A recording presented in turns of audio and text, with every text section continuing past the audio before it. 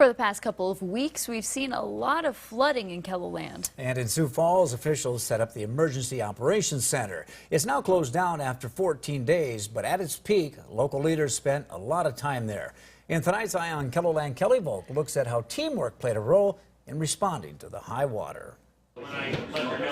Mornings at the Emergency Operations Center in Sioux Falls start with an update from the National Weather Service. All right, good morning, everybody. Then come the updates from the different agencies in the room.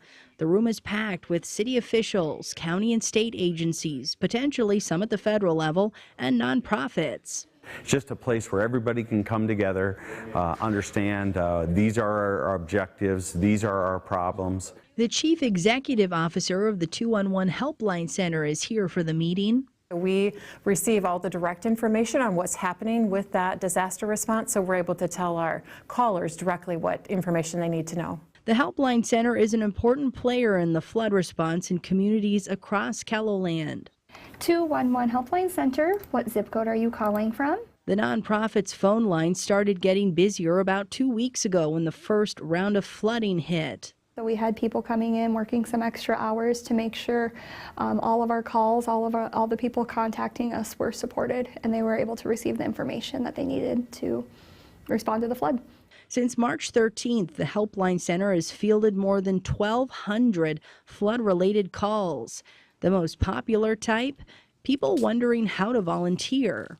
And that was just so encouraging to hear people who just heard about the stories of people that had been affected by the flood and wanted to reach out and do what they could to make a difference for their community. They also help people who are looking for flood-related information. Sure, let me get that here for you. Which helps take the pressure off of Metro Communications. They too have a seat at the table during the meetings at the Emergency Operations Center. We get calls from stalled vehicles to water rescues to my basement's flooded, can you help? Interim Director Jessica Mundahl says dispatchers took on even more responsibility in recent weeks by updating the list of road closures in the area. Just a lot of coordinating resources, so we're calling to ask for barricades or calling this place because we need this service, and that takes a little bit more time than just the standard emergencies that we have. It's one example of just how important teamwork can be in the event of a flood. It's a lot of hard work, but it's very gratifying. And again, if we wouldn't have this in place, it would be chaos. And with this, everybody's working together, rowing the boat in the same direction. And when those incidents or issues or problems come up, we can solve them as a team, and it just makes it that much easier. With Eye on KELOLAND, I'm Kelly Volk. And while the EOC is closed, the team is still monitoring river levels and coordinating recovery efforts, damage assessments, and cleanup. The Helpline Center is also transitioning into recovery work.